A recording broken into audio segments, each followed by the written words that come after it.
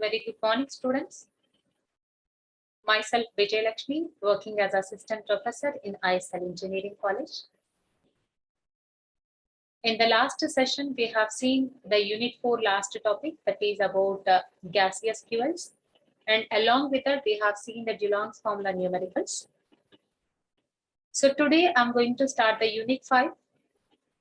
Unit 5 is engineering materials. So in the engineering materials, we have only 3 topics. One is green chemistry principles, composites, and biodiesel. So today I'm going to start the green chemistry principles. What is the use of, or what is the need to introduce the green chemistry principles or green chemistry? And what is the main motto of the green chemistry? What is mean by the green chemistry? Green chemistry is one eco-friendly chemistry. And the main aim of green chemistry is protecting the environment by using the safest methods. But what is the need to introduce the green chemistry? And green chemistry has introduced by one of the scientists. So let us see the name of the scientist in the next slides. Green chemistry has introduced by one of the famous scientists based on some disasters happened around the world. So let us see what are the disasters occurred in the world. So let us see some examples of the disasters. And what is the main cause of the disaster? What is the main reason for the disasters happened? So some well-publicized incidents from the past few decades. The Cuyahoga River in Ohio became so polluted with chemicals it caught fire. So Ohio is one of the place, and in that place we have one river. The river name is Cuyahoga River. So in that river, the river is completely polluted with the chemicals because of the industries. So from the industry, so many chemicals has released, and these chemicals has polluted the Cuyahoga River. Because of that chemicals, it caught fire. That is one of the incident happened in the Ohio. And another incident which happened in India, the Bhopal gas tragedy. So the Bhopal gas tragedy happened in Bhopal, especially from the chemical plant. It is because of the human mistake only. So it happened in the Bhopal because from the chemical plant. So it is a plant accident in Bhopal in India. And from that chemical industry, from that chemical plant, methyl isocyanate had released. And that is one of the poisonous chemical, and which is very, very harmful to the human being. And not only to the human being, for all living beings, methyl isocyanate is very, very harmful. And because of releasing methyl isocyanate, around 4,000 people had died. And these are the disasters occurred in the world. So based on these disasters, one of the scientists had introduced the green chemistry principles. He is the father of green chemistry, Paul Anastas. He has introduced the green chemistry principle. But what is the main motto of green chemistry principles? Let us see that. Green chemistry is the design of chemical products and processes that reduce or eliminate the use and or generation of hazardous substances. So what is the main aim of green chemistry? Green chemistry is the design of chemical products and processes that reduce or eliminate the use or generation of hazardous substances. So whatever the methods, whatever the synthetic methods we are following, those methods must be reduce the wastage or hazardous substances in the environment. So that is the main aim of the green chemistry. Or else whatever the chemicals we are synthesizing, whatever the chemicals are designing, those designed chemicals must be the safest chemicals which should not pollute the environment. That is the main aim of the green chemistry. And green chemistry is especially about waste minimization at source. Especially at the source only, we have to minimize the waste. And the next one, use of catalyst in the place of reagents. So wherever the reagents are needed, there we can use the catalyst. So we have to use the suitable catalyst. And using non-toxic reagents, whatever the reagents we are using, those reagents must be non-toxic. Use of renewable resources. So whatever the resources we are using, that must be renewable.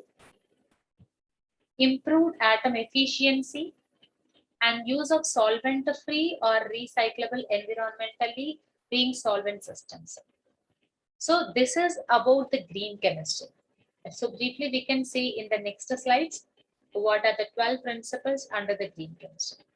But this is about the green chemistry. Waste minimization at the source, use of catalyst in the place of reagents, use of non-toxic reagents, use of renewable resources, improved atom efficiency, and use of solvent-free or recyclable environmentally being solvent systems. So now let us move to the 12 principles under green chemistry. But now I'm explaining around 15 to 16 principles under green chemistry. But out of 15 principles, we are going to explain around 12 principles in the external examination. But today I'm going to explain you all the 16 or 15 principles under green chemistry. The first principle, the main principle of the green chemistry is the prevention. What we need to prevent here? It is better to prevent waste than to treat or clean up waste after it has been created. So instead of treating after releasing, instead of treating the waste after releasing, if we are preventing the waste, if we are preventing the uses of waste, we can save the environment or we can minimize the pollution in the environment. That is the prevention. So it is better to prevent the waste than to treat or clean up waste after it has been created.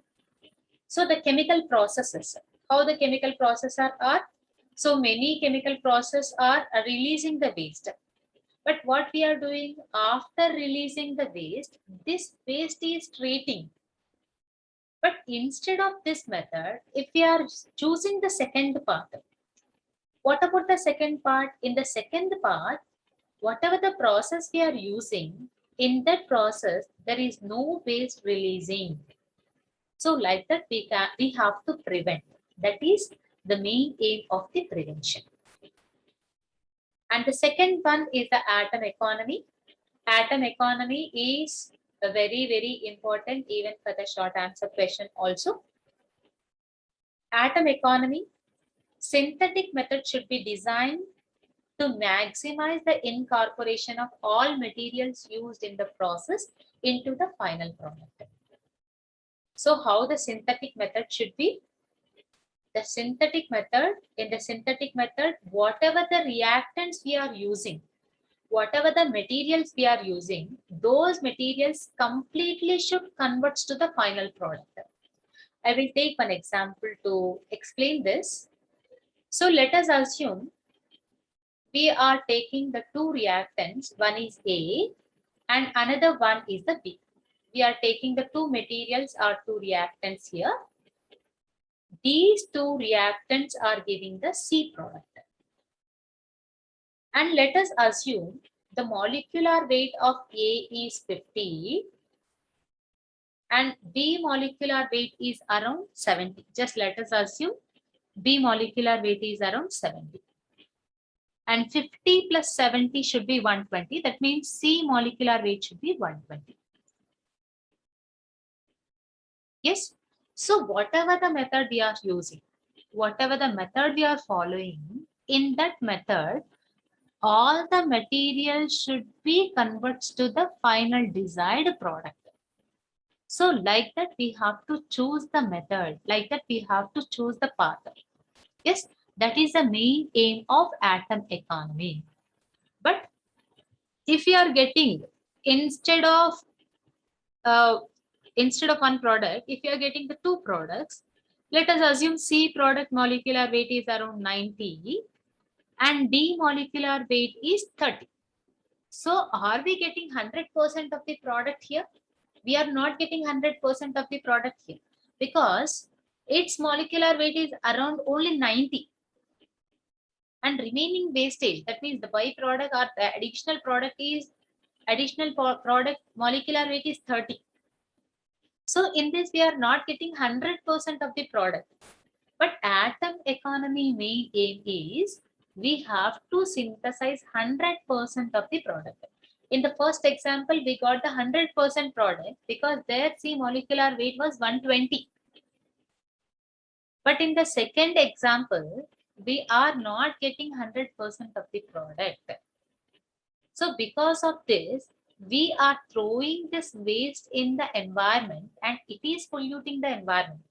The unnecessary products, the unnecessary byproducts are polluting the environment. Yes. So whatever the method we are following, in that method, we must get 100% of the product. That is the main aim of the atom economy. And we have a formula for atom economy. Percentage of atom economy is equals to molecular weight of desired product divided by molecular weight of all reactant into 100.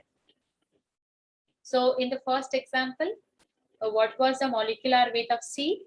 C molecular weight was 120 divided by molecular weight of all reactants. We have used only two reactants. The first reactant molecular weight is 50 plus second molecular weight, second compound molecular weight is 70. So 120 divided by 50 plus 70 is 120. 120 by 120 into 100. So we will get the percentage of atom economy is 100%. But whereas in the second example, we got the molecular weight of desired product as 90.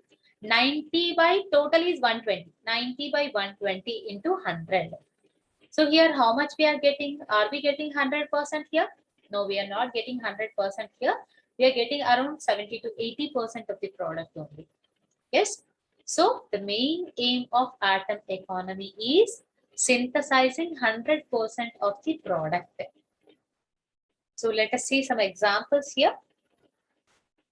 Let us consider some common reactions like the rearrangement, addition, substitution, or elimination to find out which is more atom economical.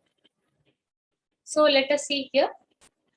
This is allyl phenyl ether. At 200 degrees centigrade, we got orthoallyl phenol. See here, this compound has converted as this compound. This is one of the rearrangement reaction. See here, this bond is breaking and this bond is forming. This bond is breaking and this bond is forming here. Simple reaction here. See here, this is one of the bond breakage or bond rearrangement. This bond is shifting from here to here. And this bond is shifting from here to here. So when this bonding shifting from here to here, we will get the bond here. And this bond will be break. And here we will get the double bond. Same thing we have. We got the product here. Double bond, single bond, and new bond. Yes.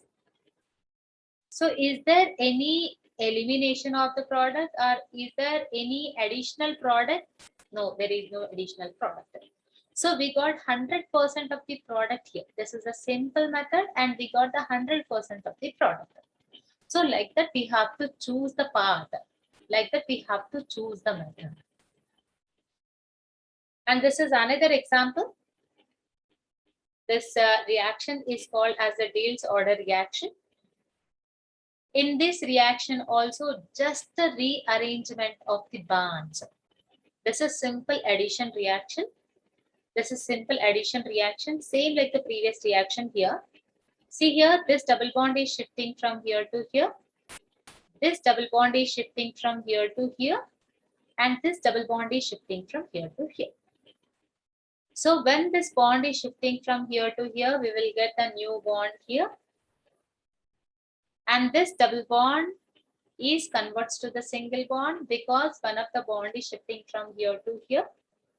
So here initially we had the single bond, now we will get the double bond here. And previously we had the double bond here, but one of the bond is shifting from here to here. So the double bond is converts to single bond. And here we will get a new bond between CH to CH. That means we are getting one of the cyclic compound. This cyclic compound we will get due to the delocalization of the double bond. Delocalization is nothing but transfer of the pi electrons. So we are getting this bond here, this compound here. In this compound also, there is no elimination of the compound and there is no byproduct. So directly we got 100% of the product here. Yes. So this is the main aim of the atom economy. The main aim of atom economy is synthesizing 100% of the desired product. And in this also, this is another example.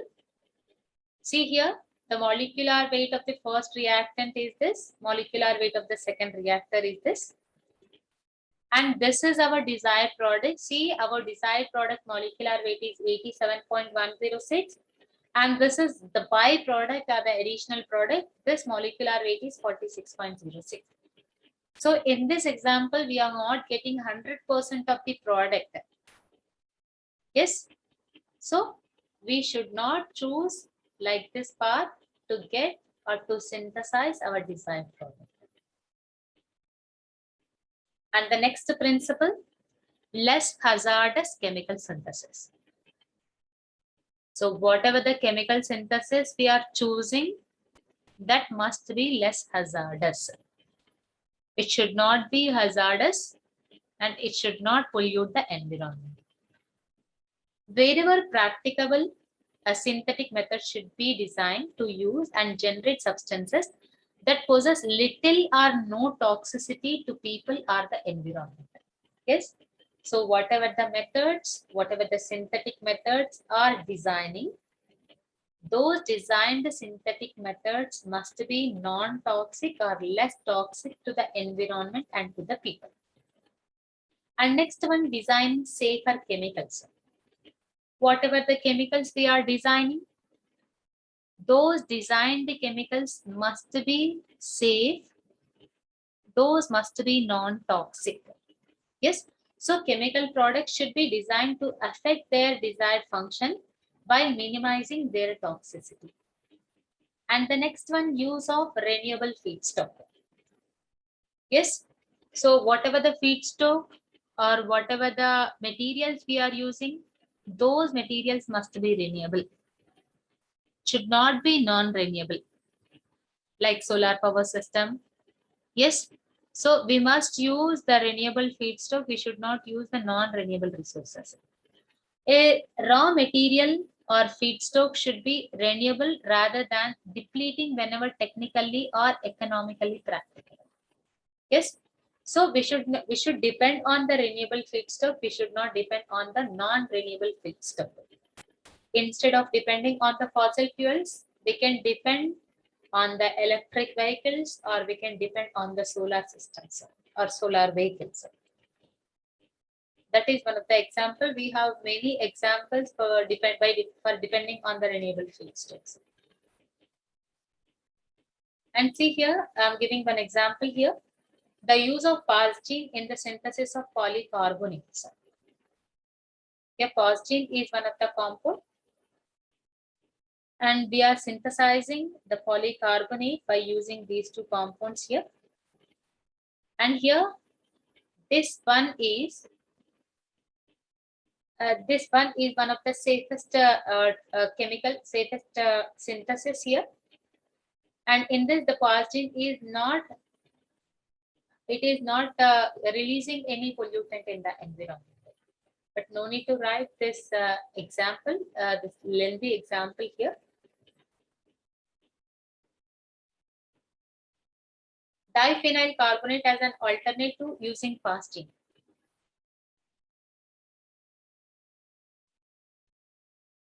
And the next one, safer solvents and auxiliaries. The use of auxiliary substances. Auxiliary substances are nothing but solvents or separation agents. Should be made unnecessary whenever possible and innocuous when used. So we should not use the solvent unnecessarily. So if we are not using extra, we can minimize the pollutants releasing in the environment. So whatever the auxiliary substances we are using, we must use in the necessary conditions only. Wherever it is possible, in that condition only we have to use the auxiliary substances. And water should be used as a solvent. Instead of using chemicals, instead of using the alcohols, generally alcohols we are using as a solvent and benzene is using as a solvent. But instead of using the unnecessary solvents, wherever water is suitable, there we can use as a solvent. If water is not usable, then more eco-friendly solvents like supercritical carbon dioxide or ionic solvents we can use. As far as possible, synthesis is carried out without solvents. Yes, so generally we should not depend on the solvents wherever it is not required. If it is required, we can choose water as a solvent. If water is not suitable as a solvent, we can go for the eco-friendly solvents. But we should not depend on the harmful solvents. Yes, that is the main aim of safer solvents and the auxiliaries. And the next one, designing safer chemicals. So whatever the chemicals we are designing, those must be safe and those must be non-toxic. Chemical products should be designed to affect their desired function while minimizing their toxicity. Examples of green chemistry. So safer dry cleaning, especially in the dry cleaning, we are using some of the harmful chemicals, like even we are using petrol also in the dry cleaning. Initially, gasoline and kerosene were used. Fluorinated solvents are now used. And supercritical liquid carbon dioxide also we can use. Yes. So these are the examples for the safer dry cleaning. So instead of using that, we can use chlorinated solvents. But here, the chlorine content should not exceed much. And we can use supercritical or liquid carbon dioxide also in the dry cleaning.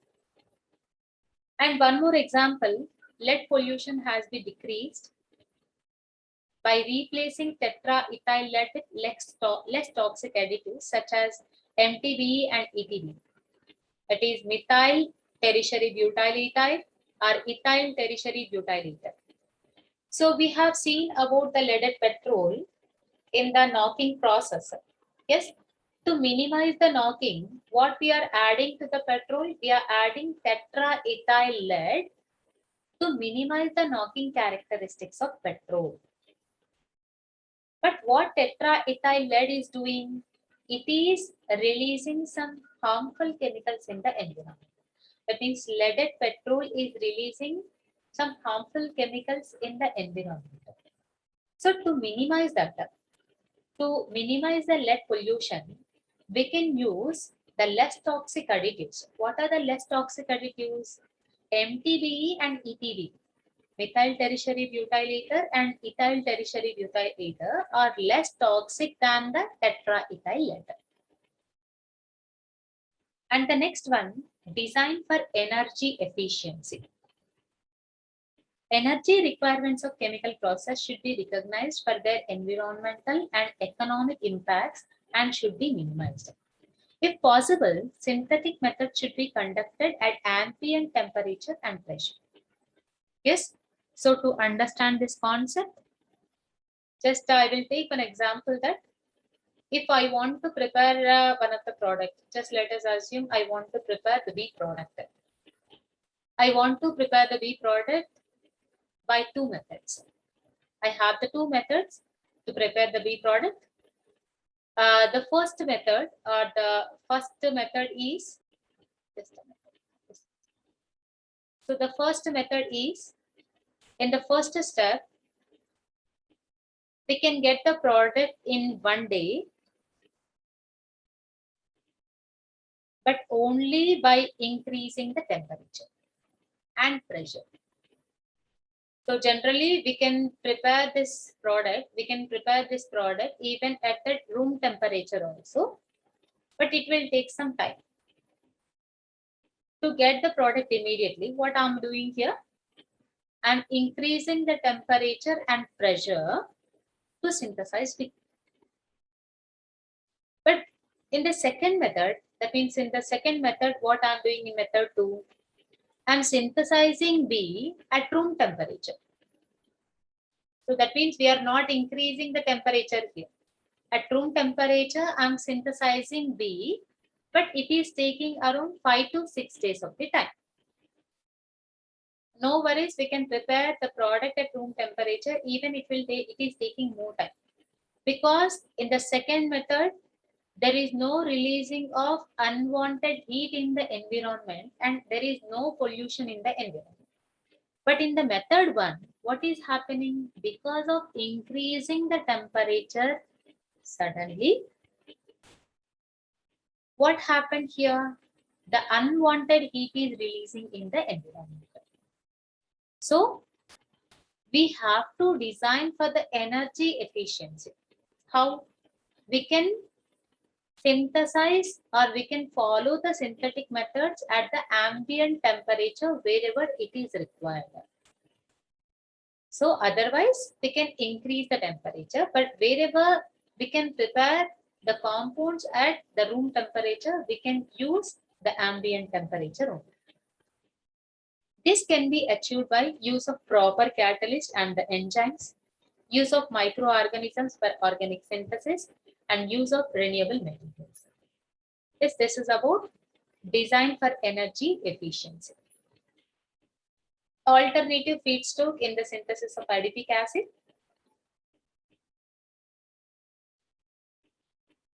And polylactic acid for plastic production.